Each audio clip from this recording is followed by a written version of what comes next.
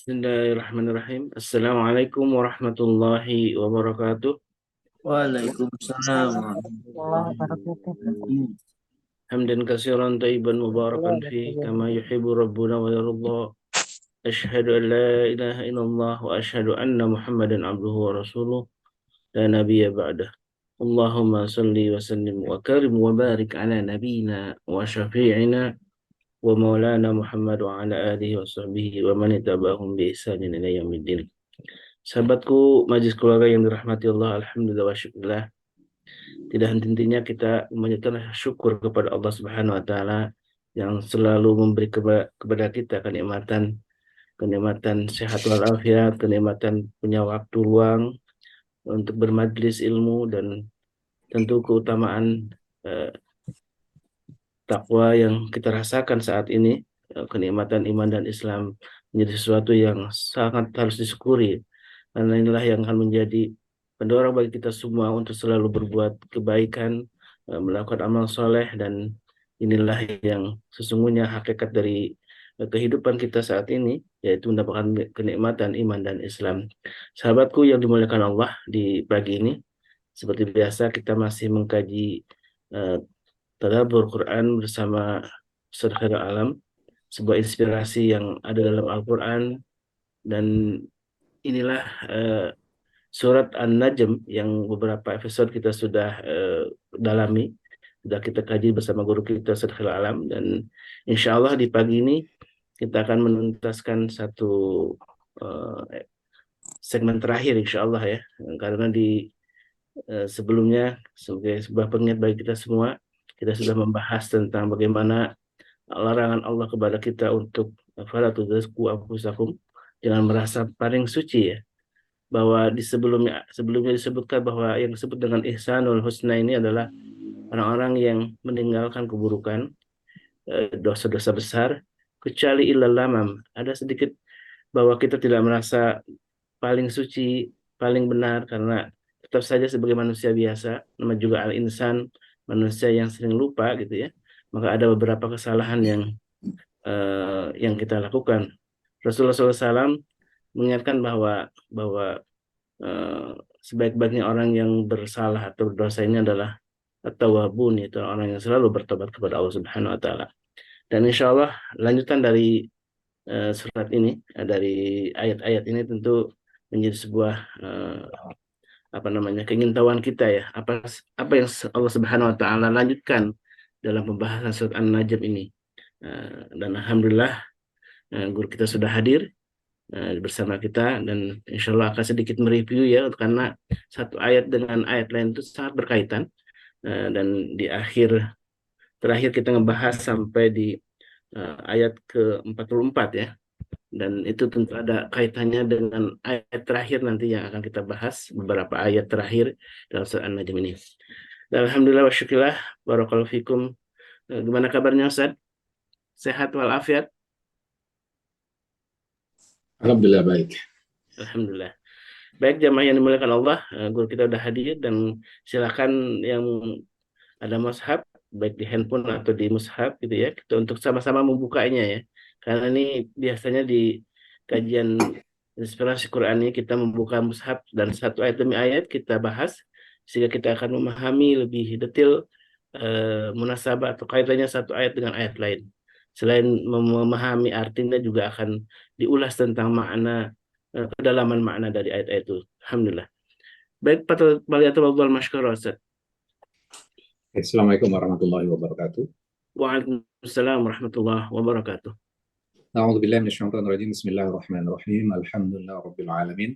Allahumma shalli ala Muhammad wa ala ali Muhammad. Rabbana zalamna anfusana wa illam taghfir lana wa tarhamna lanakunanna minal khasirin. Rabbi shrah li sadri wa yassir li amri wahlul 'uqdatam min lisani yafqahu qawli. Amin amin ya rabbal alamin.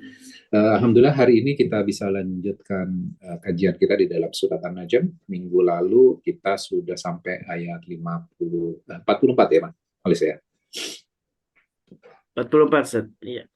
Oke, kita insya Allah run through beberapa ayat berikutnya untuk sampai kita ayat ke-62 ya. Jadi silakan Para sahabat Quran sekalian, dibuka mushafnya.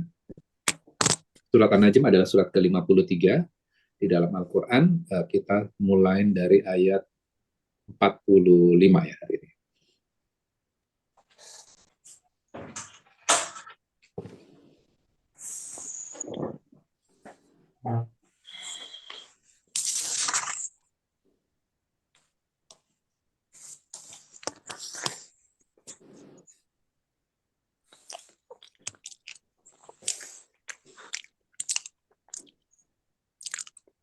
Oke. A'udzubillahi minasyaitonirrajim. Bismillahirrahmanirrahim. Wa annahu khalaqaz zawjaini dzakara wal untha, dan sesungguhnya dialah yang menciptakan pasangan laki-laki dan perempuan. Ini Allah menceritakan bagaimana Allah memproses menciptakan laki-laki dan perempuan. Kemudian 46-nya min nutfatin idza tumna, dan dari air mani apabila dipancarkan. Dan sesungguhnya dialah yang menciptakan yang lain, kebangkitan setelah mati. Jadi kalau kita lihat sebelumnya, Allah menceritakan tentang menjadikan orang tertawa dan menangis. Kemudian habis itu Allah menceritakan tentang dialah yang menciptakan dan menghidupkan. Dan ini ada hubungannya, apa yang membuat kita tertawa dan apa yang membuat kita menangis, ternyata karena pasangan laki-laki dan perempuan itu. Jadi diciptakan laki-laki dan perempuan itu juga yang bisa menyebabkan kita tertawa dan menangis. Kemudian kita dalami lagi ayat 48 ya. Wa annahu huwa aghna wa akna. Bahwasannya dia memberikan kekayaan dan memberikan kecukupan. Nah, coba perhatikan baik-baik ya di dalam ayat itu.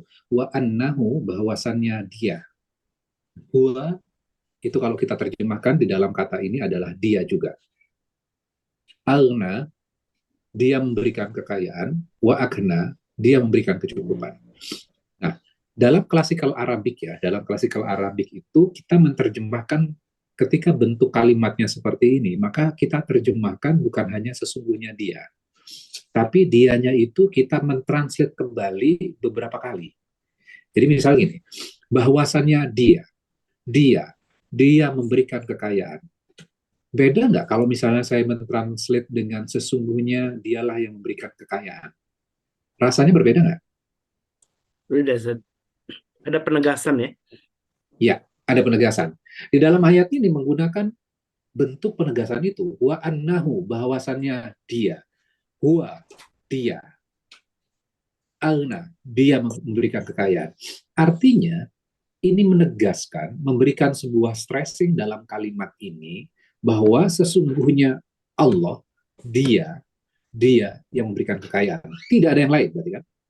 Yang memberikan kekayaan itu sesungguhnya adalah Allah.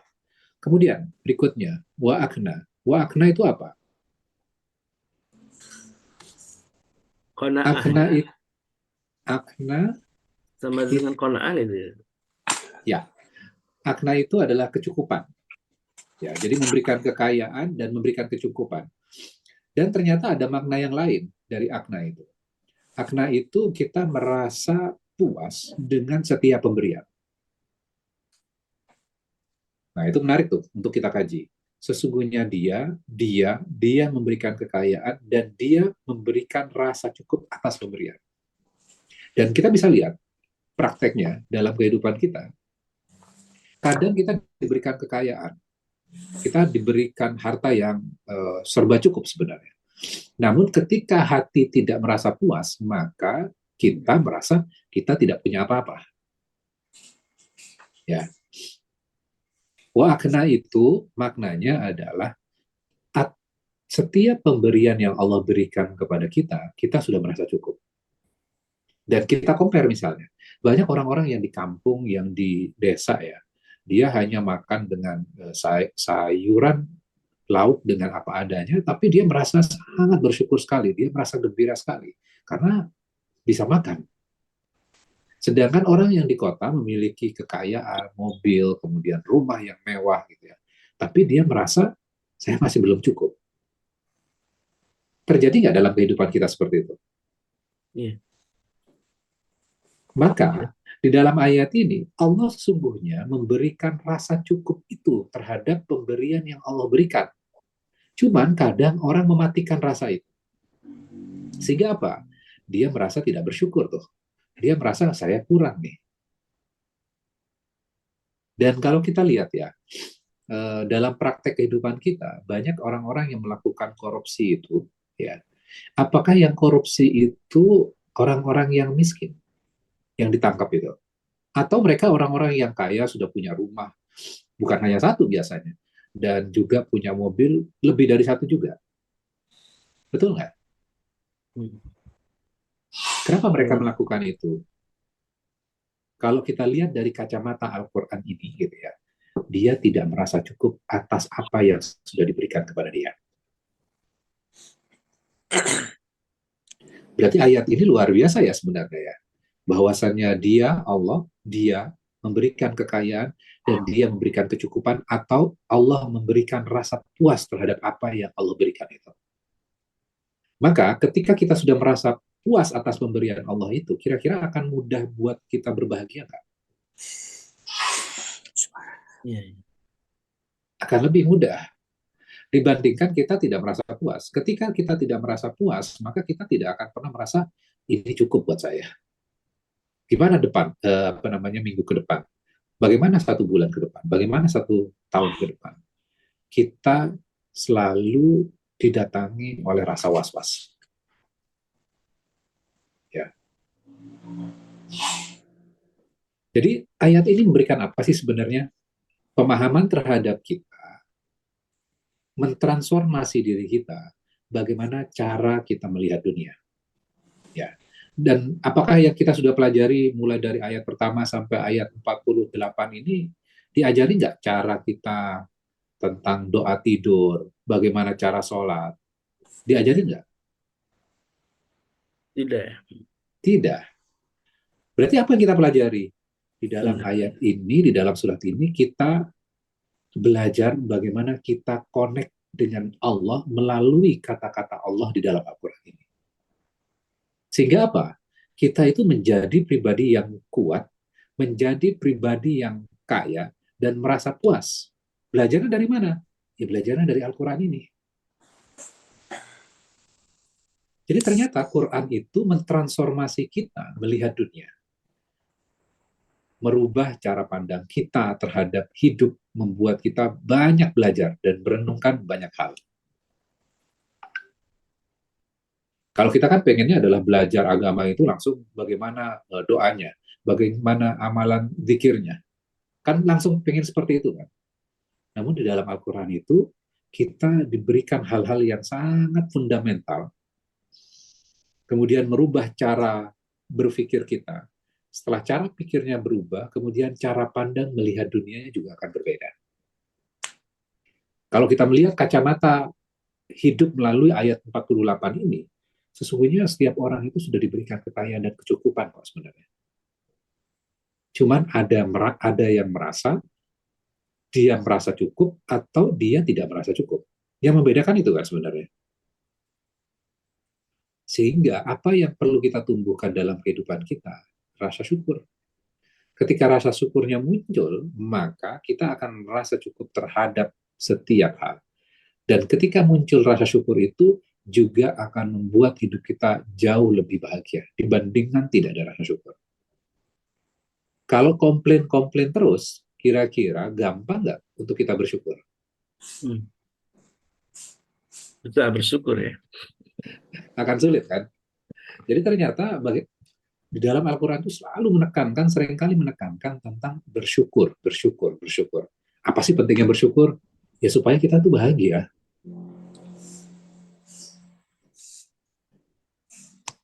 Maka di bagian ayat sebelumnya kan Allah membuat kita tertawa dan menangis kan. Jadi tertawanya itu karena kita bersyukur atas peristiwa-peristiwa dalam kehidupan kita. Jadi kita bahagia. Oke, ayat 49 sekarang. Wa annahu huwa rabbus syi'ra. Sesungguhnya dialah Tuhan yang menciptakan bintang syi'ra. Nah, apa hubungannya dengan bagian-bagian sebelumnya tuh? 49 ini. Syi'ra itu adalah bintang yang paling terang. Dan pada saat itu kita harus balik lagi kepada zaman dahulu kala.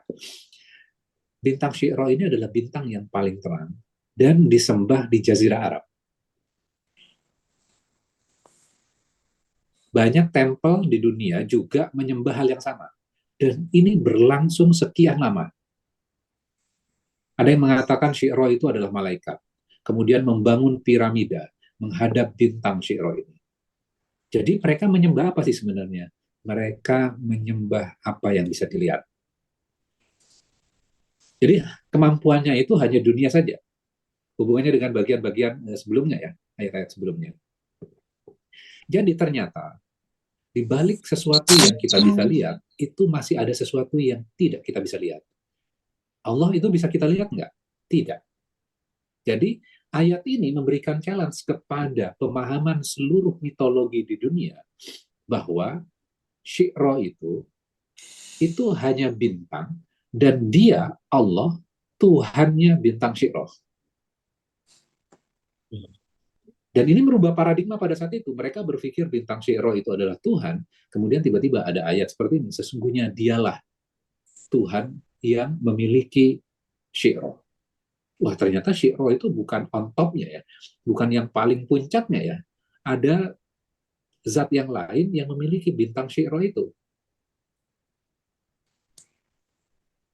Jadi merubah mitologi dunia pada saat itu. Kemudian 50 sekarang. Wa annahu ahlaka adal ula. Sesungguhnya dialah yang telah membinasakan kaum Ad dahulu kala. Kemudian kaum Samud, tidak seorang pun yang ditinggalkannya hidup. Kemudian ayat 52, dan juga kaum Nuh sebelum itu. Sungguh mereka adalah orang yang paling zalim dan paling durhaka. Dan prahara angin telah meruntuhkan negeri Lut, lalu menimbunnya negeri itu dengan azab dan puing-puing yang menimpanya. Fabi ayyi ala rabbika tatamaro. Maka terhadap nikmat Tuhanmu yang manakah yang kamu ragukan? Nah, kemudian kita ketika baca terjemahan seperti ini, gitu ya, kok tiba-tiba Allah menceritakan tentang kaum-kaum sebelumnya ya?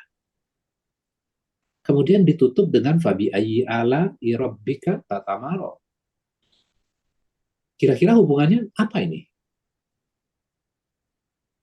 Mereka diazab karena tidak kufur nikmat ya, karena kufur nikmat ya.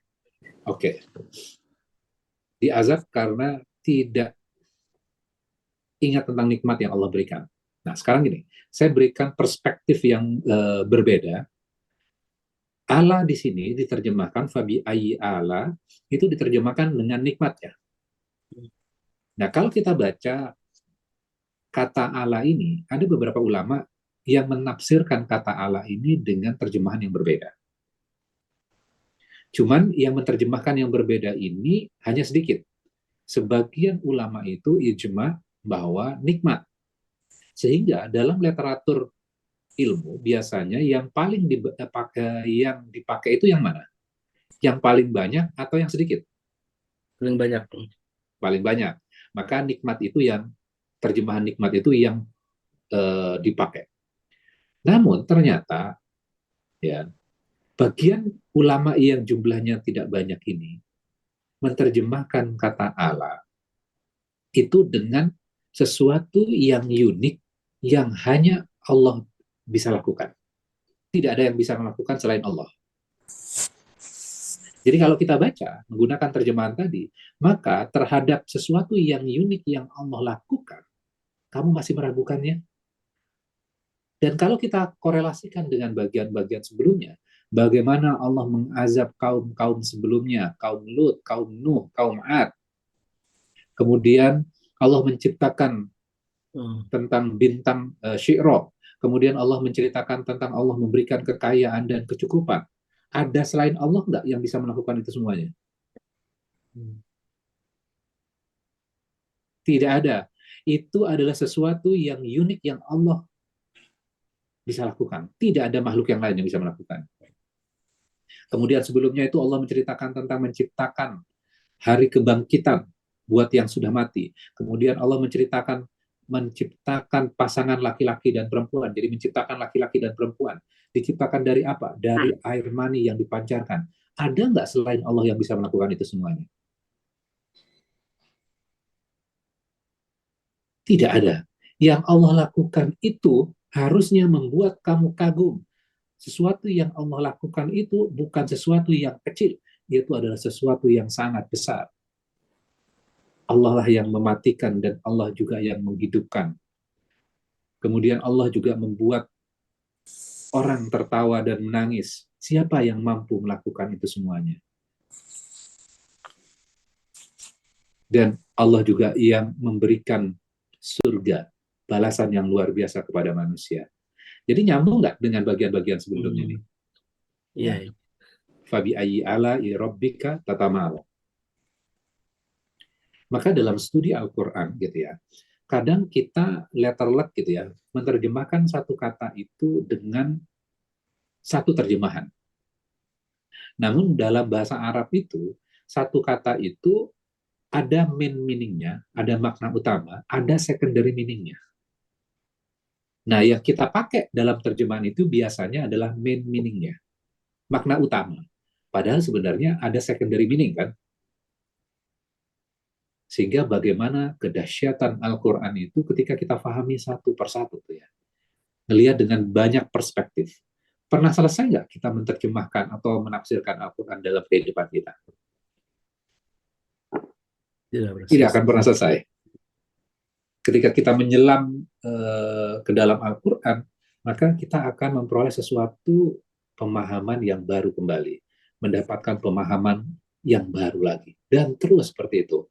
Makin banyak pengalaman hidup kita, maka menerjemahkan Al-Quran atau menafsirkan Al-Quran itu dengan cara yang berbeda juga.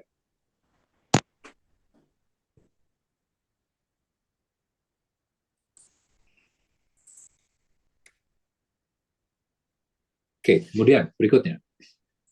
Tatamaro. Tatamaro itu artinya apa?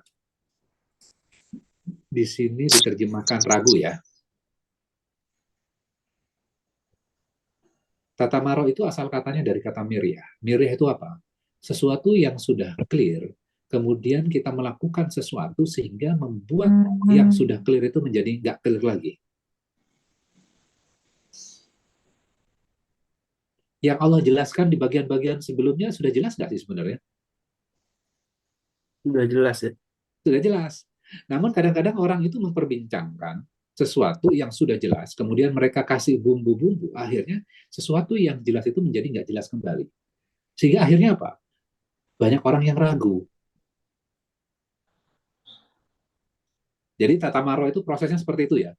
Jadi bukan hanya ragu saja, tapi menambahkan sesuatu yang membuat sesuatu yang sudah clear menjadi sesuatu yang tidak clear.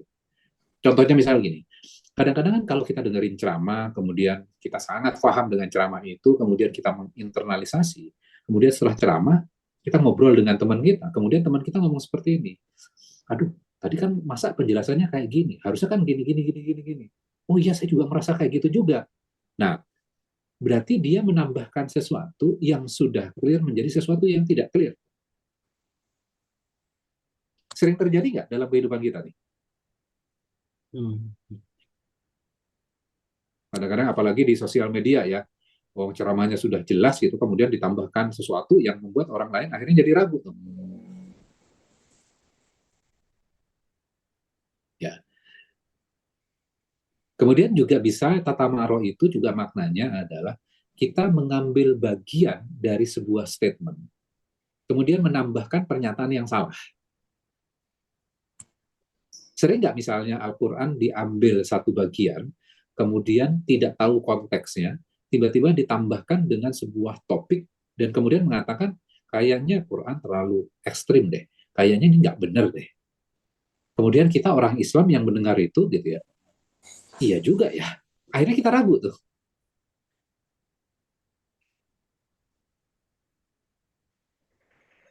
Kalau ketemu dengan orang kafir, maka bunuhlah mereka.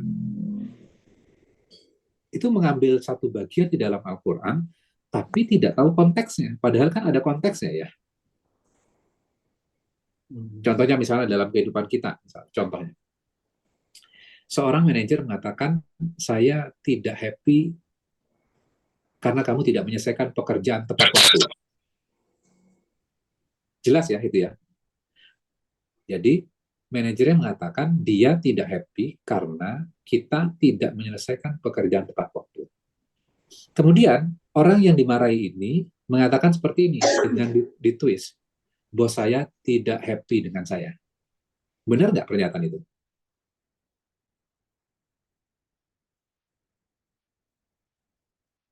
Dia mengambil hanya sebagian kecil statement, padahal tidak happy bukan terhadap keseluruhannya dia kan, tapi karena dia tidak menyelesaikan tepat waktu. Itu maknanya adalah tata maro ini.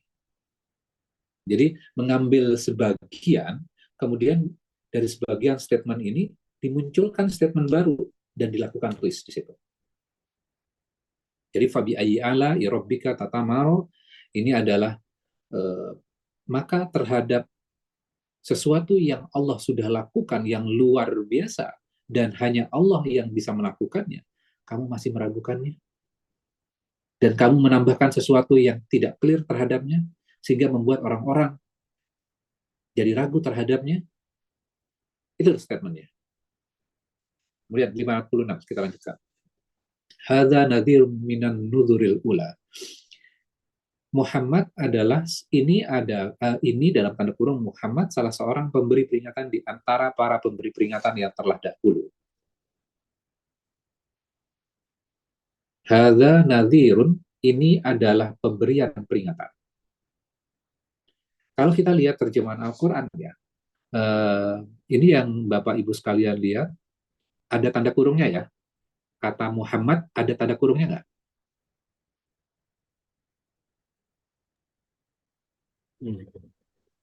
Kata ganti ya berarti. Ya, ketika kalau kita baca terjemahan Al-Quran, ada tanda kurung, artinya sebenarnya itu adalah penafsiran ya, dan tidak ada teks Arabnya. Jadi kata Muhammad di sini ada nggak dalam teks Arabnya? Hadza nadhirun. Tidak ada. Tidak ada. Jadi ini adalah penafsiran yang ditambahkan oleh penulis terhadap ayat itu. Nah, saya berikan ini. Kalau ini kan mengacunya kepada Nabi Muhammad ya, penafsiran ini, salah seorang pemberi peringatan. Nah, saya berikan perspektif yang berbeda. Nadhirun, kalau dalam bahasa Arab itu, ada yang namanya masdar. Masdar itu apa sih sebenarnya dalam bahasa sederhana kita? Itu adalah ide. Jadi masdar itu adalah ide. Sedangkan orang yang melakukan itu adalah berbeda lagi. Misalnya, kata nadhirun itu sebenarnya adalah ide, pemberian peringatan. Berbeda nggak dengan orang yang memberi peringatan dalam bahasa Arab? Berbeda. Orang yang memberi peringatan namanya mungzir. Ya. Jadi kalau kita lihat mengacu kepada originalnya, ini hadza nadhirun, ini adalah pemberian peringatan. Minan nuzuri, dari pemberian peringatan sebelumnya. Gitu. Mengacunya hadza ini mengacu kepada apa berarti berarti hadza ini mengacu kepada apa? Lihat bagian-bagian sebelumnya, berbicara tentang ayat-ayat yang Allah turunkan. Masih ingat bagian pertama yang kita sudah pelajari di dalam surat An-Najm ini? Bagaimana Allah menurunkan Al-Quran kepada Nabi Muhammad melalui malaikat Jibril. Kemudian Nabi Muhammad melihat Jibril di ufuk dan memenuhi ufuk. Kemudian vision yang kedua, Jibril melihat Nabi Muhammad melihat Jibril di Sidratil Muntaha. Sidrah itu adalah ujung, muntaha adalah batas pandangan yang bisa dilihat oleh Nabi, berarti Jibril kelihatan kecil. Kemudian sebelumnya kita belajar tentang bahwa Nabi Muhammad diajari oleh Jibril yang sangat kuat dan sangat cerdas. Masih ingat bagian-bagian itu sebelumnya? Iya. Maka hadza nadhirun, hadza itu mengacu kepada Al-Quran.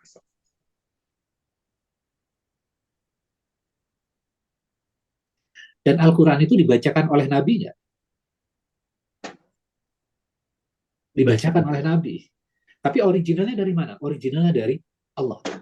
Jadi kata-kata yang keluar dari lisan Nabi, hadza nadhirum minan nuduril ula. Itu dari Al-Quran kemudian dikatakan oleh Nabi. Bisa difahami ya? Agak berbeda, tapi maknanya mengacu kepada Al-Quran. Nggak salah juga. Ini diterjemahkan sebagai mengacu kepada Nabi Muhammad ya. Berarti ada dua perspektif tuh ya. Satu mengacu kepada Al-Quran, dan Al-Quran itu dibacakan oleh Nabi sebagai ide pemberian peringatan. Azifatil azifah. Dan kiamat telah makin dekat. Laisalaha min dunillahi kashifah. Dan tidak ada yang dapat mengungkapkannya selain Allah. Kashifah itu adalah memberitahukan. Kalau dalam bahasa sekarang itu di-spill. Tahu spill kan? Kasih bocoran. Jadi tidak ada yang bisa memberitahukan kapan terjadinya hari kiamat itu. Tidak ada yang bisa spill selain Allah. Jadi jangan kepo lah, cari kapan nih waktunya, berhitung dan segala macam, memastikan tanggal dan segala macamnya. Dan waktu itu kan pernah terjadi ya, 2000 berapa tuh? 2012, 2012. 2012 akan terjadi kiamat. Heboh lah, termasuk kaum muslim. Kenapa kau ikutan heboh? Kemudian kenapa kau ikutan percaya? Karena tidak memahami Al-Qur'annya dengan baik, sehingga mudah terombang-ambing, mudah percaya, ya. Padahal di dalam Al-Quran dibilang apa? Tidak ada yang bisa spill terjadinya kiamat itu selain Allah. Allah memberitahukan kepada Nabi nggak kapan terjadinya hari kiamat? Tidak. Tidak. Ya udah selesai gitu ya. Ya udah nggak usah cari tahu gitu ya. Yang lebih penting adalah preparation kita itu apa? Oke. Afamin hadzal hadithi ta'jabun. Nah, ini menarik. Di situ muncul kata apa? Hadzal hadis.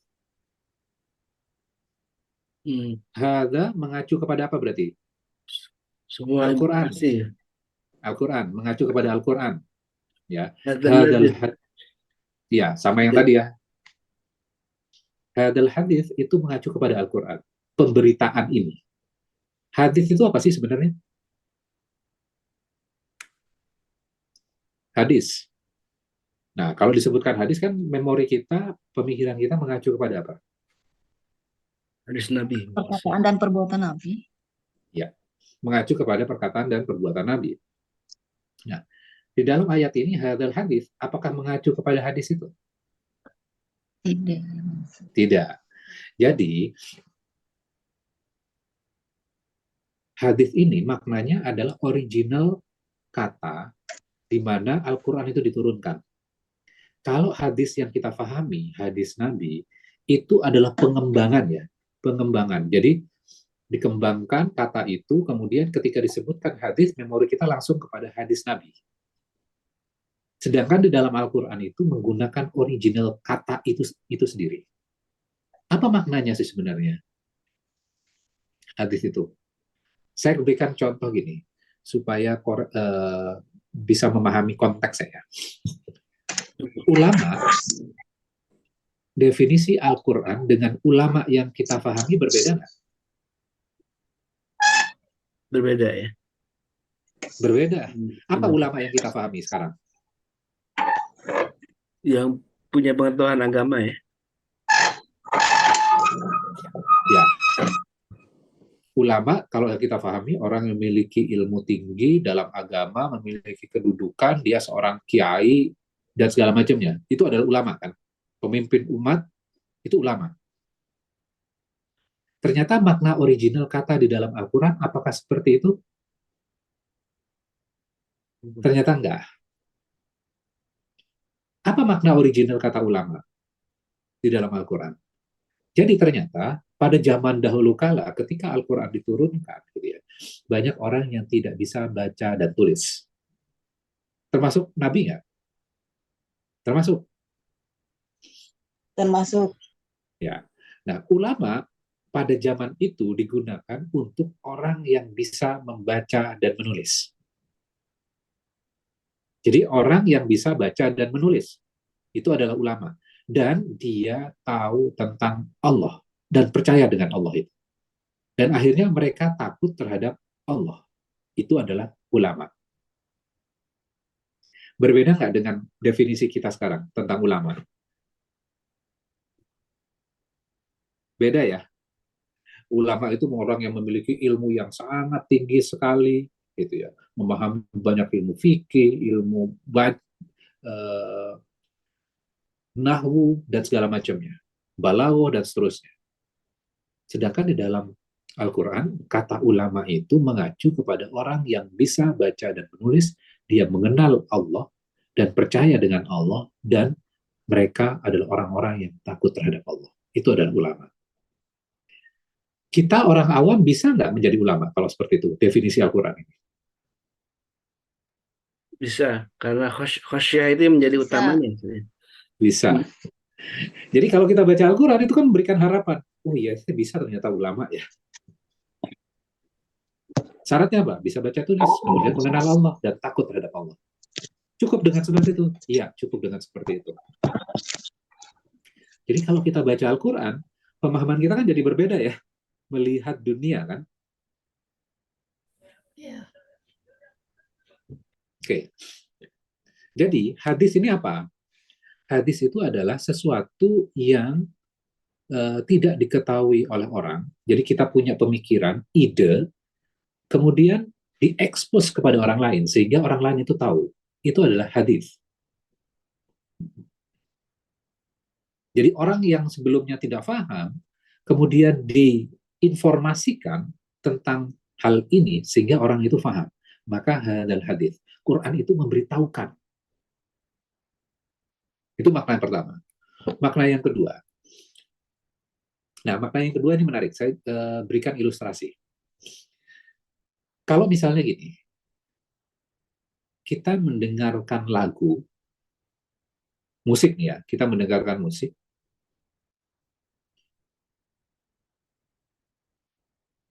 beda nggak rasanya kalau kita hanya membaca liriksnya saja?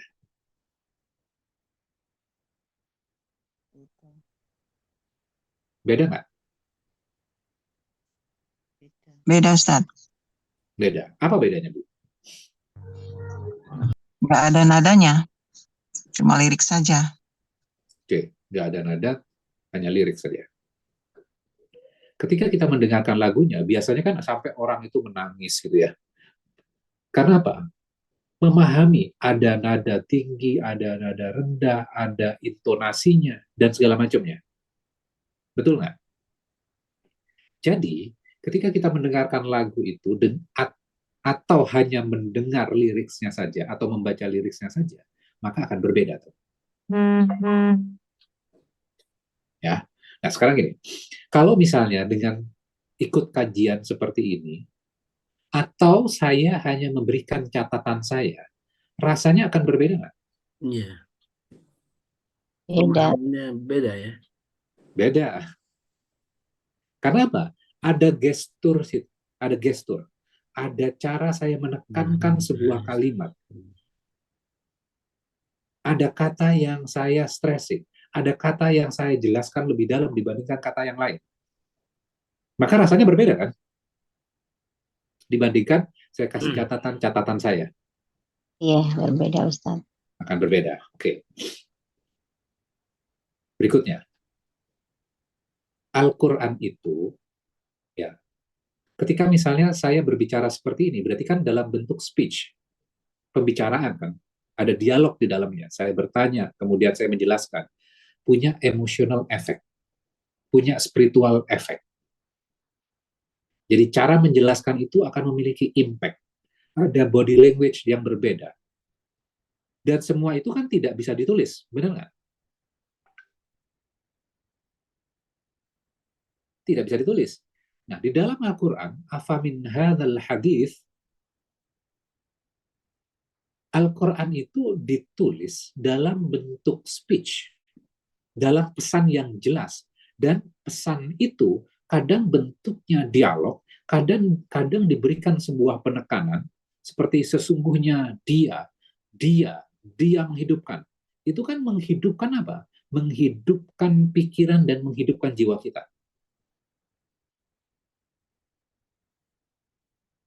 Itu loh Al-Quran. Hadzal hadis. Jadi Al-Quran itu dalam bentuk speech yang ditulis dalam pesan yang jelas dan pesan itu hidup buat kita.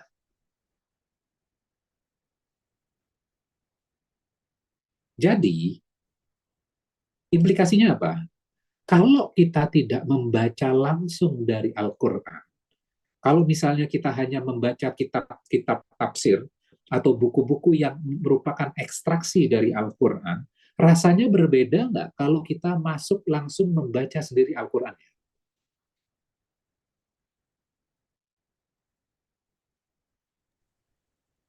Beda nggak?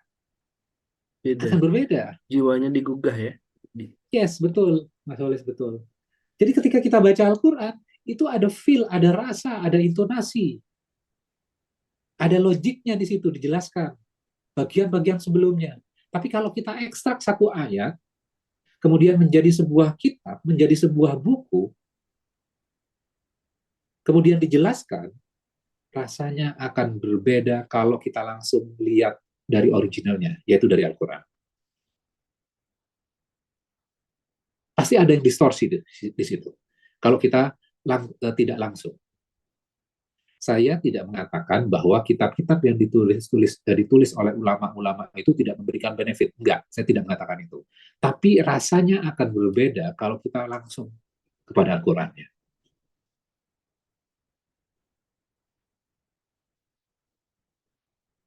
Misalnya, saya berikan contoh. Ketika di dalam Al-Quran dijelaskan nggak bentuk detail, misalnya cara sholat, kemudian fikih, dan segala macamnya, di dalam Al-Quran dijelaskan detail nggak? Tidak. Tidak. Kemudian diekstraklah di dalam dari Al-Quran itu menjadi sebuah hukum fikih, halal dan haram. Kemudian ada tematik ini dan itu. Ya. Kalau kita baca buku-buku itu, kitab-kitab itu, misalnya kaitannya dengan halal dan haram, kita memahaminya, oh itu boleh, itu nggak boleh. Ini halal, ini haram. Kemudian kita ajarkan lagi kepada orang lain. Ya.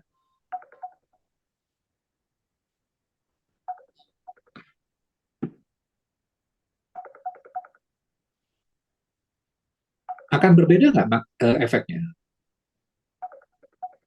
Kalau kita misalnya cuma baca buku tentang aturan ini boleh nggak boleh, ini boleh nggak boleh, tanpa kita memahami sebenarnya kenapa Allah tidak membolehkan itu.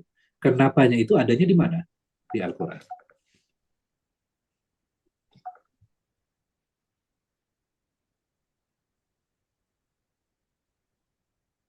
Rasanya pasti akan berbeda.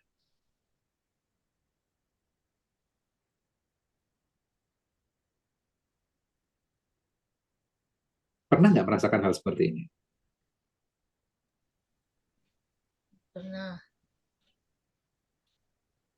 Jadi ayat ini memberikan penekanan apa sih kepada kita? Afa min hadzal hadis.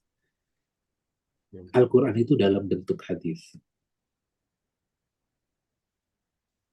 Kira-kira kalau misalnya kita hanya misalnya tentang Lata, Uzza, dan Manat saja, jangan menyembah berhala-berhala itu, kemudian diekstrakkan menjadi itu kan, jangan menyembah Lata, Uzza, dan Manat.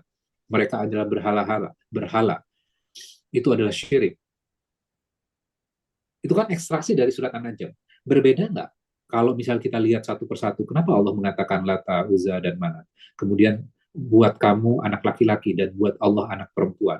Kemudian habis itu dijelaskan tentang Zon dan Amfus. Ternyata originalnya adalah menyembah Lata, Uzza, dan Manat itu karena orang-orang Arab itu punya keinginannya pengen terkabul. Maka digunakan Lata dan Uzza Manat itu sebagai perantara kepada Tuhan. Kemudian akhirnya berkembang, akhirnya minta sama Allahnya jadi hilang. Akhirnya minta kepada Lata, Uzza, dan Manat. Kemudian apa hubungannya anak laki-laki dan anak perempuan itu? Ternyata orang Arab suka dengan anak laki-laki karena memperkuat kekuasaan mereka, sedangkan anak perempuan itu akan melemahkan kedudukan mereka. Sehingga mereka mengatakan anak laki-laki buat saya dan anak perempuan dibunuh buat Tuhan, buat Allah. Ternyata kalau kita pelajari, ternyata original syiriknya itu dari keinginan. Sesuatu yang disuka buat diri mereka, dan sesuatu yang tidak disuka dipersembahkan buat Tuhan. Dan sama logikanya, tadaburnya buat kita adalah sesuatu yang kita suka, uang merah yang kita suka, 100.000 yang kita suka, buat saya uang recehan yang tidak saya suka, sedekahin saja.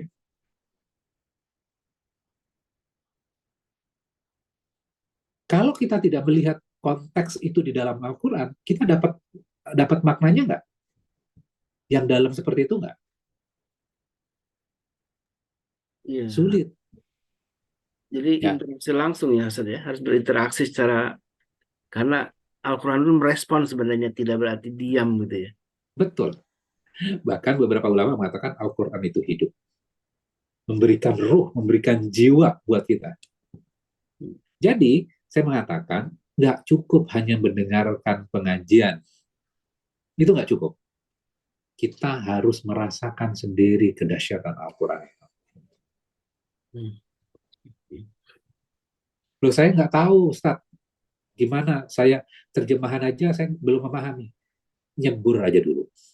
Fahami satu persatu, baca perlahan-lahan. Karena pengalaman hidup kita itu akan menguatkan pemahaman kita terhadap Al-Quran. Kan Allah mengatakan Al-Quran itu mudah. Al-Quran itu mudah bagi barang siapa yang mau. Masalahnya kita mau atau enggak. Kemudian kita mendefinisikan Quran itu sulit. Kata siapa? Allah sendiri bilang Al-Quran itu mudah. Kita yang mempersulit diri kita sendiri dengan mengatakan Al-Quran itu sulit. Allah sendiri mengatakan Al-Quran itu mudah.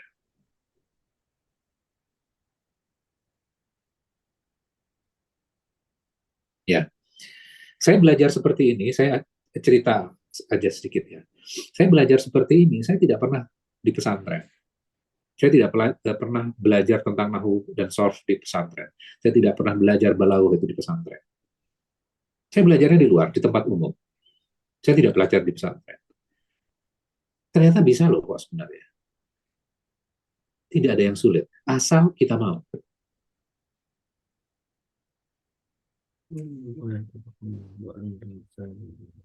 Ya, afamin hadzal hadis. Maka apakah kamu masih ragu dengan pemberitaan Quran yang bentuk hadis itu?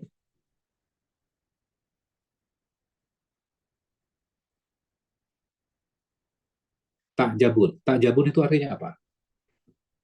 Heran. Takjabun itu sesuatu yang tidak mungkin dipercaya, sesuatu yang ekstrim. Karena apa? Karena dia merasa diri dia lebih spesial dibandingkan Al-Quran itu sendiri. Kalau dalam bahasa Indonesia itu ajib, merasa dirinya ajib. Ujub, merasa dirinya yang paling hebat. Jadi dengan pemberitaan-pemberitaan Al-Quran itu, mereka merasa diri mereka di atas Al-Quran. Nah, gimana tuh caranya? Misalnya, saya ambil contoh dalam kehidupan kita sekarang. Misalnya, di dalam surat An-Nur itu diwajibkan nggak orang berjilbab? Diwajibkan. Tapi ada orang berpikir seperti ini dengan melihat orang-orang, wanita-wanita yang berjilbab, tapi mereka masih bergandengan dengan bukan pasangan, melihat anak-anak seperti itu. Kemudian dia mengatakan seperti ini, yang penting itu bukan kepalanya yang dijilbabin, tapi yang penting itu hatinya yang dijilbabin. Ada nggak yang punya pandangan seperti ini? Banyak Ustaz. Banyak. Maka dia sebenarnya memposisikan pendapatnya lebih tinggi dibandingkan Al-Quran.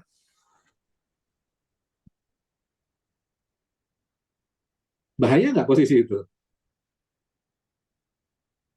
Bahaya. Jadi mereka tak jabut. Merasa diri mereka itu punya pendapat, punya pemikiran yang lebih tinggi dibandingkan Al-Quran. Ya. Jadi apakah kamu masih heran dengan pemberitaan ini? Dan kamu masih meragukannya? Padahal pemberitaan di dalam Al-Quran itu sangat clear sekali. Sangat jelas. Tapi kamu masih meragukannya. Kemudian, وَتَضْحَكُونَ وَلَا تَبْكُونَ. Dan kamu tertawakan, dan kamu tidak menangis dengan pemberitaan-pemberitaan itu. Nah, ayat 60 ini bukan maknanya adalah melarang untuk tertawa loh. Namun yang dilarang itu adalah ketika Al-Quran dibacakan kepadamu, ketika Al-Quran datang kepadamu, kamu malah mentertawakan dan kamu tidak menangis, itu yang dilarang. Jadi ada konteksnya ya. Ada konteksnya. Tapi kalau misalnya kita penggal ayat 60 ini, kamu tertawakan dan kamu tidak menangis. Kemudian kita terjemahkan, orang Muslim itu nggak boleh tertawa dan harus menangis. Keluar konteks nggak tuh? Keluar konteks. Ayat ini ada korelasinya dengan bagian-bagian sebelumnya. Jadi paling mudah itu sebenarnya belajar Al-Quran itu belajar urut ya. Ayat dijelaskan dengan ayat sebelumnya. Kemudian ayat itu dijelaskan dengan ayat setelahnya juga. Jadi akan lebih enak kan sebenarnya belajar seperti ini. Jadi ngelihat flowing-nya gitu ya. Karena ada satu metode lagi. Satu metode lagi adalah ayat dijelaskan dengan ayat yang lain di surat yang lain. Nah, dengan model seperti itu akan jauh lebih sulit nggak buat kita belajarnya? Lebih sulit. Kenapa? Lewong surat ini saja kita belum hatam, surat yang menjadi referensi itu kita juga belum hatam juga. Logikanya adalah kita sudah menyelesaikan surat itu, kemudian kita ambil bagiannya untuk menjelaskan ayat yang kita sedang kaji atau surat yang kita kaji kan. Yang jadi masalah adalah surat yang menjadi referensi itu kita belum hatam juga, kita belum selesai mempelajarinya. Gimana menjelaskannya kan? Kan seperti itu tuh. Maka belajar yang lebih mudah adalah belajar urut ayat per ayatnya. Saya tidak mengatakan model yang seperti itu yang dijelaskan dengan surat ayat yang lain dalam surat yang lain itu nggak salah, nggak. Itu ada porsinya juga. Dan biasanya itu kalau kita lihat dalam kitab-kitab tafsir, kitab-kitab ulama itu kan modelnya seperti itu ya. Artinya apa? Mereka beliau-beliau sudah menghatamkan referensi utamanya. Kemudian baru masuk ke dalam surat yang sedang dikaji. Ya, balik lagi ke dalam ayat ini. Jadi, kamu tertawakan dan kamu tidak menangis terhadap pemberitaan Al-Quran itu, bagaimana Allah menceritakan keluar biasaan apa yang Allah sudah lakukan kepada kaum sebelumnya. Bagaimana keluar biasaan yang Allah sudah lakukan menciptakan manusia dan menghidupkan dia dan mematikan dia. Menciptakan laki-laki dan perempuan, menciptakan tawa dan tangis, menciptakan bintang syi'ro. Dan bagaimana Allah memberitakan kepadamu bagaimana kedahsyatan Al-Quran diturunkan kepada Nabi. Allah menjelaskan prosesnya satu persatu kepadamu. Dan kamu masih merasa heran, dan kamu sekarang tertawakan, dan kamu tidak menangis. Wa antum syamidun, wa antum samidun. Dan kalian melengahkannya.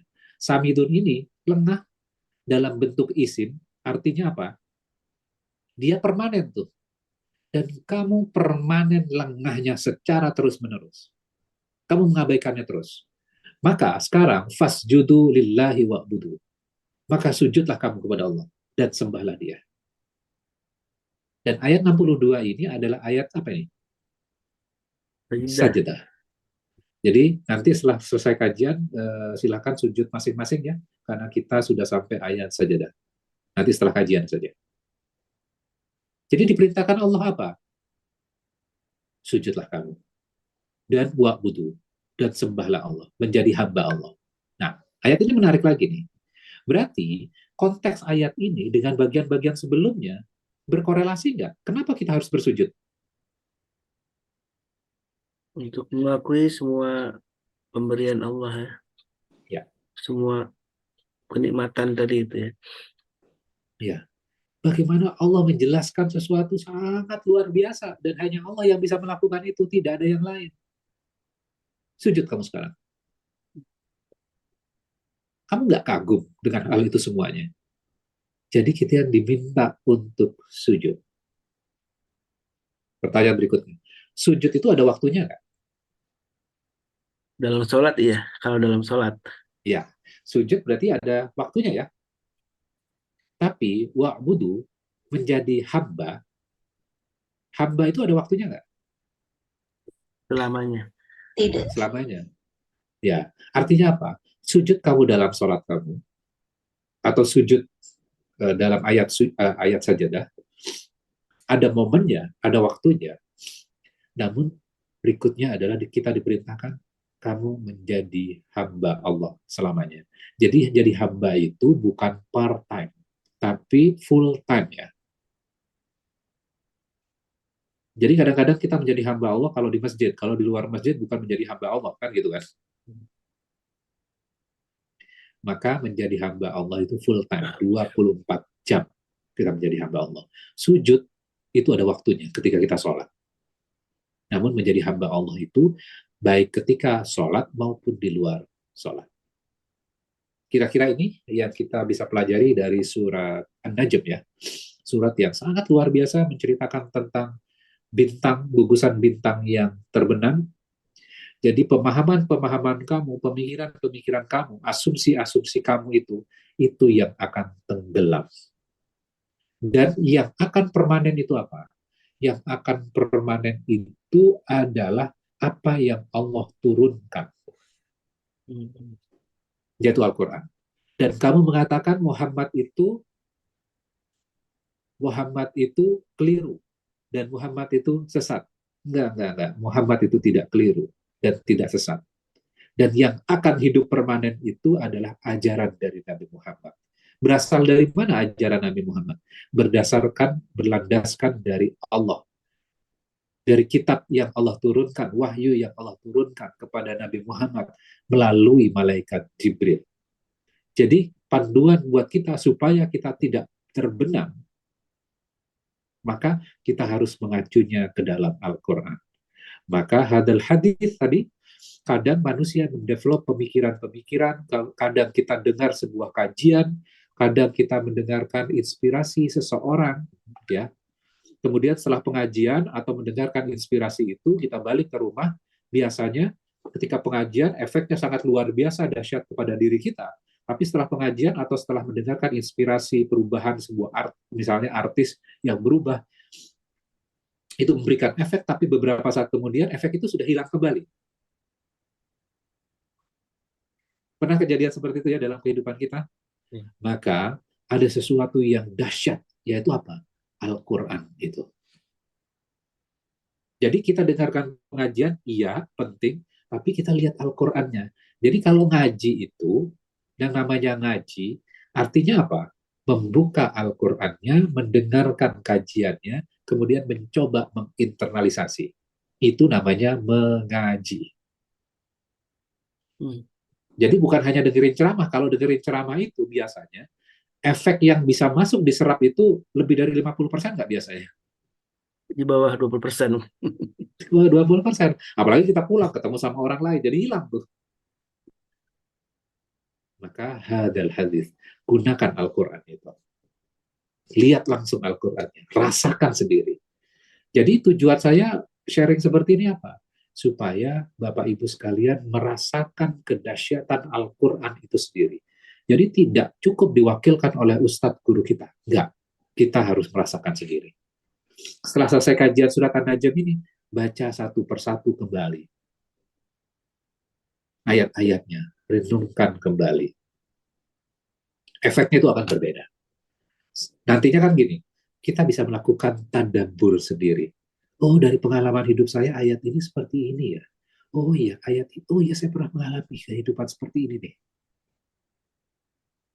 Maka namanya tadabbur itu tidak akan pernah selesai. Setiap orang karena pengalaman hidupnya berbeda-beda, maka penafsiran terhadap Al-Qur'annya juga akan makin kaya.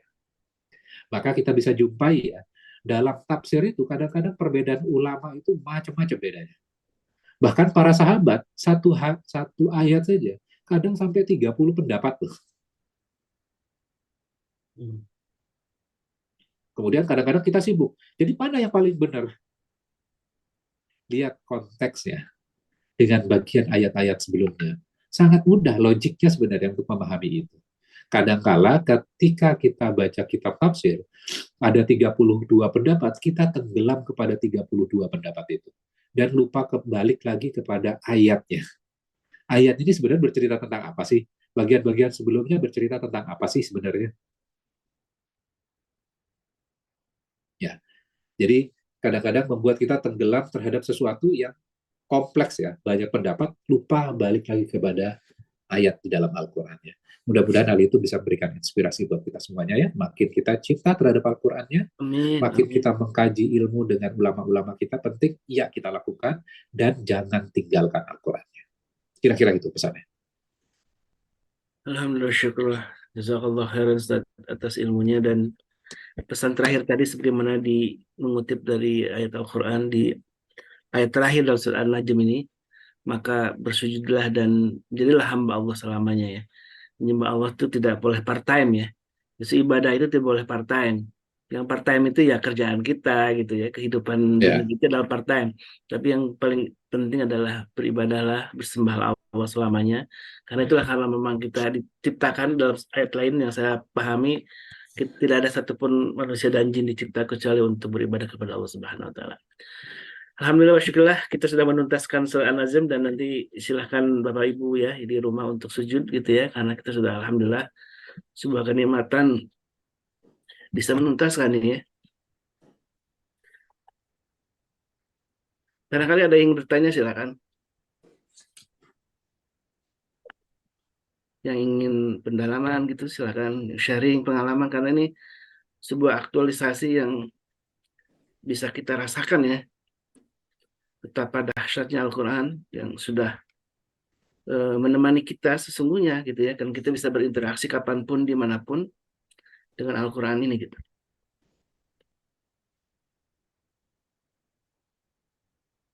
Silakan, ada yang ingin minta lebih jelas gitu ya. Saya teringat dalam surat ini, saat di dalam ayat tentang bahwa Allah itu tidak yang memberikan kekayaan dan kemudian kecukupan gitu ya. Ada yang kemudian mengkaitkan bahwa ternyata Allah itu tidak menciptakan kemiskinan gitu ya. Karena itu kan kalau dikorelasikan dengan, dikaitkan dengan ayat sebelumnya itu berbalikan ya. Ada disebut laki-laki perempuan gitu ya. Allah ada yang ketawa, ya, nangis gitu kan. Kok di soal kekayaan ini Allah menyebut kaya dengan kecukupan, tidak bukan kemiskinan? Apakah ini adakah yang berkaitan tentang Allah sebenarnya tidak menciptakan kemiskinan gitu, tapi diri kita lah yang membuat kita miskin. Kita apakah boleh Ustaz, pemahaman seperti itu Ustaz? ya, boleh, boleh. Karena kan clear itu ayatnya ya. Hmm. Sebelumnya ayat-ayat sebelumnya itu selalu berpasang-pasangan ya. Hmm. Kemudian masuk ke dalam kekayaan dan kecukupan malah. Kita berpikir biasanya kan, wah, ayat-ayat sebelumnya tentang kontradiksinya, ini pasti kekayaan dan kemiskinan. Ternyata enggak. Sama dengan ayat ini ya. Fa inna ma'al usri yusra, inna ma'al usri yusra. Saya berpikir dulu ketika baca ayat ini gitu ya, saya berpikir sesungguhnya setelah kesulitan ada kemudahan. Oh, berarti nanti setelah kemudahan pasti ada kesulitan dong. Ternyata ayatnya nggak berbicara seperti itu. Fa inna ma'al usri yusra, inna ma'al usri yusra. Sesungguhnya kemudahan bersama kesulitan. Sesungguhnya tidak ada keraguan kemudahan bersama kesulitan. Diulang 2 kali, artinya apa? Memberikan penekanan. Nah, ayat yang tadi juga sama. Kita berpikir kekayaan dan kemiskinan. Enggak, ternyata kekayaan dan kecukupan. Artinya bahwa Allah menciptakan setiap orang itu cukup. Cuman kadang kita merasa tidak cukup. Dan kita bisa lihat ya, orang yang kaya kadang merasa dirinya nggak cukup. Jadi kayak dia miskin saja. Sedangkan orang Muslim gitu ya, merasa dirinya cukup. Gimana caranya? Dengan selalu bersedekah. Ketika kita bersedekah, itu menimbulkan sebuah perasaan, emosi bahwa kita cukup. Jadi sedekah itu membuat diri kita tuh kaya dengan memberi kan sebenarnya. Kalau orang yang pelit biasanya kan takut memberi kan, dia tidak merasa cukup dengan apa yang dia miliki. Jadi Muslim itu diajarkan untuk bersedekah. Bersedekah itu tergantung kapasitas yang sudah Allah titipkan pada diri kita ya. Yeah. Jadi kalau rezekinya 10 juta, ya sedekahnya sesuai dengan itu. Tapi jangan memaksakan orang yang pendapatannya 1 juta, kemudian bersedekah seperti orang yang 10 juta kan. Berbeda. Cuman kadang manusia itu melihat orang yang nyumbang ke masjid misalnya 2 juta dengan orang yang menyumbang ke masjid 100.000, itu treatmentnya berbeda kan. Yeah. Yang nyumbangnya banyak itu biasanya ditaruh di sop pertama kan. Wah, ini penyumbang kontribusi masjid. Sedangkan yang 100.000 udah belakang aja. Atau namanya disebut belakangan. Dari kacamata Allah, Dihitungnya itu apa? Masa dari usaha kamu, effort kamu. Kalau kamu pendapatannya 1 juta, kamu mengeluarkan 200.000, berarti kan 20%. Itu effort kamu. Sedangkan pendapatannya yang 50 juta, sedekahnya 100.000, berarti effort kamu itu kecil. Iya. Atau dia mengeluarkan 1 juta dibandingkan orang yang 1 juta mengeluarkan 200.000, berarti kan 20%. Sedangkan yang 50 juta cuma ngeluarin 1 juta. Tapi dari kacamata manusia, yang 1 juta ini kan di respect luar biasa, dihormati luar biasa kan? Itu dari kacamata manusia. Tapi Allah menilai dari kacamata apa? Dari kacamata Allah. Allah menentukan masa effort kamu seperti apa. Dan itu kan juga membuat diri kita kan bahagia ya. Oh ternyata yang dilihat adalah effort. Sedangkan hasil itu pemberian Allah. Jadi yang paling penting apa? Ya usaha kita. Maka Rasulullah itu kalau kita baca Al-Quran ya, dan Nabi dan Rasul itu juga diperintahkan itu tidak diukur berdasarkan hasil ya. Misalnya Nabi Nuh. Nabi Nuh itu berdakwah kepada kaumnya berapa lama? Hampir 1.000 tahun ya, hampir 1.000 tahun. Hampir 1000 tahun, 950 tahun berdakwahnya. Jamaahnya berapa yang ikut? Puluhan. Puluhan. Dibandingkan jamaahnya Mas Holis sama Mbak Nini yang kemarin ya, di Masjid RJ gitu ya, yang tabligh akbar, itu kan banyak sekali. Tapi tetap Allah apresiasi usahanya Nabi Nuh. Walaupun jamaahnya yang ikut sedikit, dan Allah ulang-ulang kisahnya Nabi Nuh di dalam Al-Quran. Berarti kan Allah memberikan apresiasi terhadap Nabi Nuh ya. 950 tahun loh berdakwah. Kiai kita saja, ulama kita, yang almarhum Zainuddin MZ, itu 1 juta umat loh. Namun yang Allah abadikan usahanya Nabi Nuh. Jadi ternyata yang paling penting itu adalah masa usaha kita. Itu dari surat An-Najm. Ustaz, ada pertanyaan di chat dari Ya. Bu Sri. Assalamualaikum Ustaz, jika belum bisa baik bacanya, apakah bisa berefek ke dalam jiwa gitu Ustaz? Kalau bacanya kurang baik, apakah bisa memberikan efek ke jiwa? Bisa aja. Saya kasih contoh ilustrasi gini. Bahwa belajar baca itu penting ya. Saya tidak mengatakan belajar baca itu nggak penting. Itu penting untuk kita pelajari. Belajar tahsin itu penting. Belajar langgamnya pun juga penting. Saya berikan ilustrasi supaya kita memahami itu Al-Quran itu komprehensif ya. Kadang-kadang kan ketika misalnya kita bacanya terbata-bata, wah gimana saya akan memahami Al-Quran, baca saja terbata-bata. Saya berikan ilustrasi seperti ini. Ada orang non-Muslim di Amerika. Dia awalnya Kristen. Kemudian ada peristiwa dalam kehidupannya dia, membuat dia terguncang. Apa yang membuat dia terguncang? Anjingnya mati. Karena kalau di Amerika kan kehilangan saudara itu biasa, tapi kehilangan hewan kesayangan itu efeknya lebih dahsyat. Kan lebih individual ya sebenarnya. Beda dengan kalau di Indonesia kan. Dia terguncang, kemudian akhirnya dia mempertanyakan, kenapa Tuhan membuat anjing saya meninggal dunia? Dia komplain terhadap Tuhannya. Akhirnya dia memutuskan menjadi ateis. Ateis, lama-kelamaan ada guncangan hidupnya lagi, dan akhirnya saya kayaknya harus menemukan tentang Tuhan saya. Terus dia mengatakan seperti ini, jangan ajarkan saya tentang agama. Kalau agama itu benar, berikan kitabnya terhadap saya. Jadi dia pelajari banyak agama tuh. Cuman yang tidak dipelajari dia adalah Islam. Karena dia mengatakan seperti ini, lah Islam kan agama teroris. Akhirnya, walaupun dia diberikan hadiah Al-Quran terjemahan, dia nggak baca itu. Sampai akhirnya suatu malam, dia berpikir seperti ini, loh semua agama saya baca kitabnya, saya kayaknya nggak fair terhadap Islam. Saya belum baca, sudah memberikan penilaian. Kemudian akhirnya dia ambil Al-Quran itu, dia baca Al-Qurannya, dia baca terjemahannya. Kemudian dia mengatakan, loh pertanyaan-pertanyaan mendasar saya, filosofi-filosofi kehidupan, itu terjawab dengan Al-Quran. Saya baca Al-Fatihah, baca Al-Baqarah, bacanya pasti terjemahan kan, terjemahan bahasa Inggris. Nggak mungkin dia baca bahasa Arabnya kan. Dia aja belum berislam kok. Dia baca terjemahan bahasa Inggris. Dia mengatakan pertanyaan-pertanyaan saya terjawab. Makin dia baca, terjawab lagi. Wah, ini agama yang benar. Akhirnya dia pergi ke Islamic Center, minta dimualafkan. Dia menjadi Muslim. Nah, pertanyaan saya adalah, siapa yang mengajarkan dia? Kok dia akhirnya mendapatkan rahmat yang luar biasa? Ada kiai nggak yang mengajarkan dia? Mungkin Allah tadi ya, yang menunjukkan, memberikan Iya, hidayahnya. Bukan betul. mungkin ya, pasti. Pasti Hanya Allah yang yang pasti. mengajarkan. Pasti Allah yang mengajarkan. Saya kutip ayatnya. Bapak Ibu sekalian sudah familiar dengan ayat ini. A'udzubillahi minasyaitonirrajim. Bismillahirrahmanirrahim. Ar-Rahmanu 'allamal Qur'an. Apa terjemahannya itu? Ar-Rahman, dia Allah. yang telah mengajarkan Al-Quran. Ar-Rahman mengacu kepada siapa? Allah. Allah memberikan kasih sayang. Allah yang mengajarkan Al-Quran. Allah loh yang ngajarin berarti. Berarti orang tadi yang tadinya ateis itu berarti yang ngajarin siapa?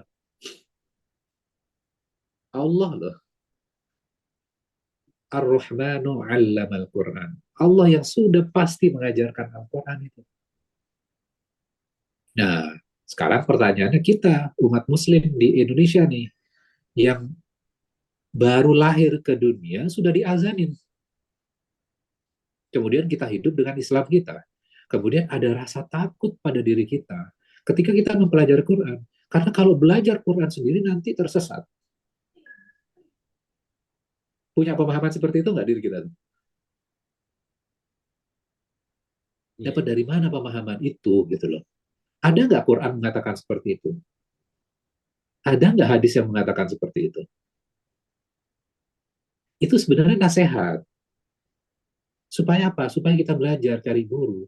Cuman ketika kita memahami dengan konteks yang salah, akhirnya apa? Udah baca Quran saja, Arabnya saja.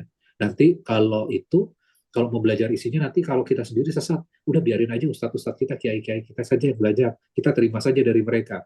Apa bedanya dengan orang Yahudi kalau seperti itu? Karena orang Yahudi punya pemahaman yang sama seperti itu. Baca surat Al-Baqarah. Orang awamnya tidak memahami Qurannya, kitabnya, tapi mereka berdasarkan angan-angan. Oh, pokoknya kata Al-Quran seperti itu, pokoknya. Tapi kita nggak pernah ngecek sendiri. Tuh. Ya. Nah, saya mau menjawab pertanyaan tadi. Kalau bacanya kita masih terbata-bata, baca kita belum lancar, bisa nggak kita memahami Al-Quran? Ya bisa saja. Orang yang tadi, Arabnya aja belum bisa baca sama sekali loh. Hanya baca terjemahan bahasa Inggris. Mendapatkan rahmat yang luar biasa.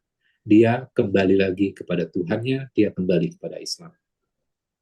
Masa kita yang sudah belajar, ya mas sudah bisa membaca walaupun belum lancar, insya Allah Allah ajarkan. Maka Ar-Rahmanu 'allamal Qur'an, sesungguhnya Allah yang mengajarkan Al-Quran. Sedangkan posisi Ustadz Kiai kita di mana? Mereka hanya perantara saja. Tapi sesungguhnya yang mengajarkan siapa? Allah yang mengajarkan. Dan ketika kita menjadi murid seorang profesor di sebuah perguruan tinggi, kita akan bangga kan? Bangga, kita akan menceritakan kepada orang lain. Kalau misalnya kita haji, umroh, kemudian sama Syekh Sudais diajari tahsin misalnya, kira-kira pulang ke tanah air kita akan cerita ke banyak orang kan? Cerita ke banyak orang. Kenapa? Kita merasa kita diajari orang yang luar biasa kedudukannya. Sudais yang ngajarin kita. Maka kita akan cerita ke banyak orang. Ketika kita menjadi muridnya Allah, ketika kita menjadi muridnya Al-Quran, berarti yang ngajarin siapa? Allah. Berarti posisi kita sangat tinggi sekali yang menjadi muridnya Allah. Maka orang yang mulia itu adalah orang yang belajar Al-Quran dan mengajarkan Al-Quran. Kan gitu hadisnya. Oke, kira-kira gitu. Mudah-mudahan bisa Masih menjawab ada ya. lagi, Ustaz. Dua pertanyaan ya. Saya bacakan dari Ibu Iin. dalam Al-Quran dalam terjemahan menemukan kata kami dan untuk kepada Allah ya, ada yang kata kami, ada yang kata aku gitu ya. Dan juga mungkin ada dia kalau bisa ditambahkan lagi ya. Ya. Allah dalam Al-Quran itu menyebutkan dirinya dengan dia, kata ketiga gitu. Aku dan kami. Ini gimana Ustaz penjelasannya Ustaz? Oke, ini seringkali pertanyaan ini muncul karena kita gini, ketika kita belajar nahwunya dan ketika kita belajar konteks bahasa Arabnya, orang Arab itu tidak pernah menerjemahkan kata kami itu menjadi banyak nantinya. Dalam konteks ya. Saya kasih terjemahan bahasa Indonesia saja supaya kita mudah untuk relate. Misalnya seorang presiden, kami akan mempelajari hukum ini. Ketika misalnya orang yang melanggarnya, ya, kami akan memberikan sebuah hukuman. Presidennya lagi memberikan pidato, speech. Pertanyaannya, kenapa presiden mengatakan kata kami? Padahal kan yang ngomong kan dia kan sebenarnya.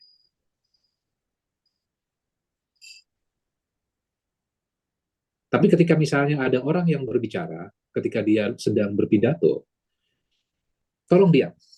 Saya tidak suka orang yang bicara ketika saya sedang berbicara. Orang yang sama menggunakan kata kami, dan orang yang sama juga menggunakan kata ganti aku. Apakah ketika dia mengatakan kami, dia menjadi jumlahnya banyak? Tidak. Jadi kami itu ada, kenapa menyebutkan kami, ada konteksnya. Ya, kami pamit dulu, padahal saya pengen pamit kan. Ada kehalusan bahasa di situ. Jadi ada konteks ya, ada konteksnya. Jadi tidak selalu kami itu diterjemahkan jadi banyak. Karena orang Arab ketika dijelaskan kata kami juga ketika merefer kepada Tuhan, itu mereka tidak berpikir banyak kok. Karena kata ganti itu ada aku, kemudian ada kata dia, ya, huwa, hia, kemudian ada kalau banyak huma, hum, anta, anti, ya. Nanti kalau belajar nahu itu akan lebih jelas sebenarnya. Gitu, Mas Solis. Baik. Jadi kalau lihat pendapat para ulama ya, kami itu kalau dalam bahasa kita itu juga soal ini ya, Ustaz ya, rasa kehormatan gitu ya, kalau istilah kata kami dengan aku, dengan saya itu, dan ini juga mungkin tidak bisa dibandingkan dalam bahasa Arab, tapi bahasa kita pun merujuk kepada bahasa Arab yang memang menggunakan kata-kata itu yang menurut para ulama yang saya baca kayak Wahab al-Juhaili juga Ibnu Taimiyah Ya. berpendapat tentang kata kami ini memang menunjuk keagungan Allah Subhanahu wa taala gitu ya. Ya. Baik, silakan ada yang ada satu lagi. Ustaz bertanya apa doa agar kita selalu mendapatkan ruh ketika membaca Al-Quran dan doa agar kita selalu mendapatkan pengajaran langsung dari Allah Subhanahu wa taala. Dari Ibu Irni dari Bogor ya. Oke. Kalau saya tersederhanakan pertanyaan gini, gimana supaya kita memahami Al-Quran? Maka ketika mempelajari Al-Quran itu zikirnya apa? Zikirnya sederhana sebenarnya. Apa zikirnya? A'udzubillahi minasyaitonirrajim. Aku berlindung kepada Allah dari godaan setan yang terkutuk. Jadi ketika memulai belajar Al-Quran, ini zikirnya. Zikir ini yang ngasih tahu siapa? Al-Quran sendiri. Jadi ketika mempelajari Al-Quran, mulai dengan A'udzubillahi minasyaitonirrajim. Sehingga apa? Pemahaman kita tidak melenceng. Tidak sesat. Jadi cukup dengan baca seperti ini? Ya, cukup dengan seperti ini. Nah, kemudian habis itu, ya kita membaca, kemudian merasakan. Kadang-kadang juga ketika saya belajar juga ya, kadang-kadang tenggelam terhadap banyaknya pendapat gitu ya. Kemudian kita bikin catatan dan segala macamnya. Yang paling penting sebenarnya ternyata kita lihat ayatnya. Bahwa penjelasan-penjelasan itu membantu kita menginternalisasi saja. At the end of the day, ujung-ujungnya adalah kan kita baca Quran itu mempelajari isinya kan sebenarnya. Dan kita akan bawa ke sholat kan sebenarnya. Betul nggak? Bacaan Quran kita akan bawa ke sholat.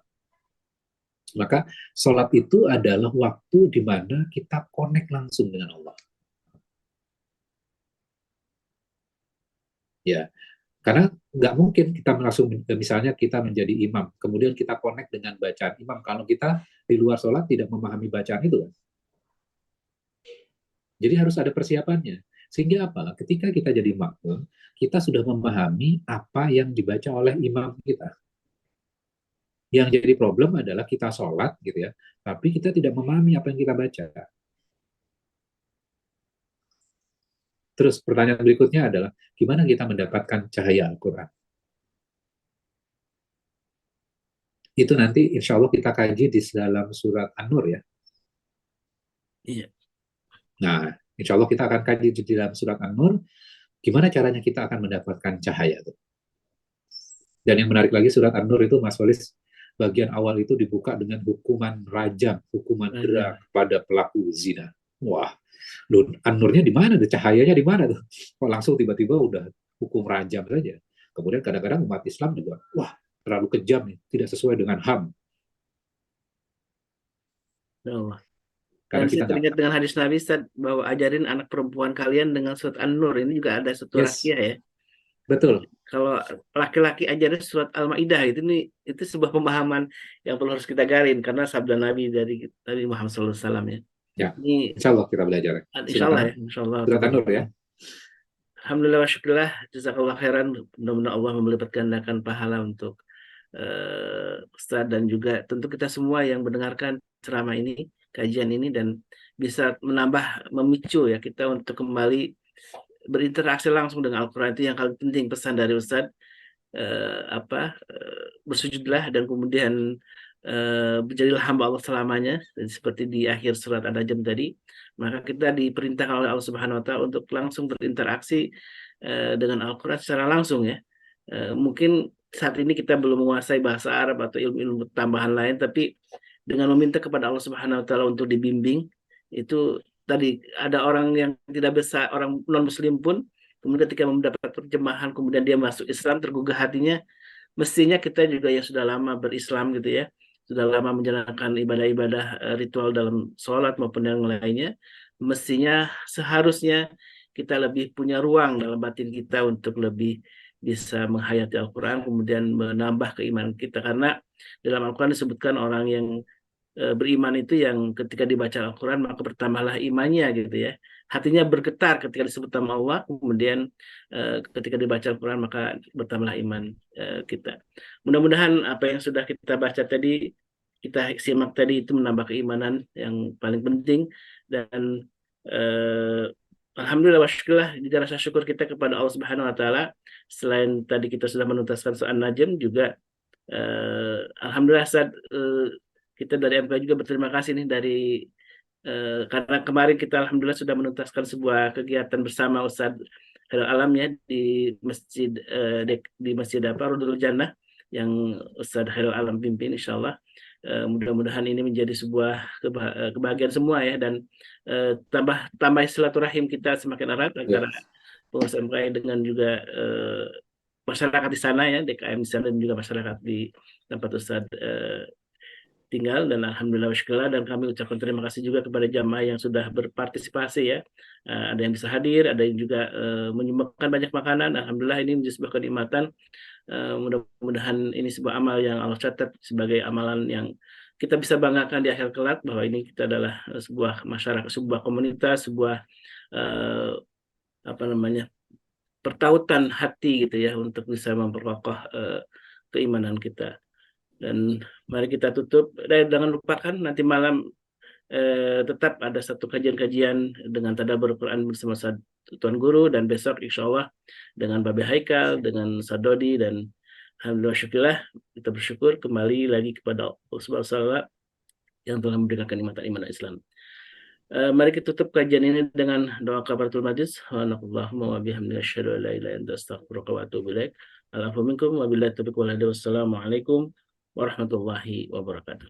Waalaikumsalam warahmatullahi wabarakatuh. Jazakumullah khair, Pak Ustaz Khalid. Allahumma arhamna bil Qur'an واجعله لنا إماما ونورا وهدى ورحمة. اللهم ذكرنا منه ما نسينا وعلمنا منه ما جهلنا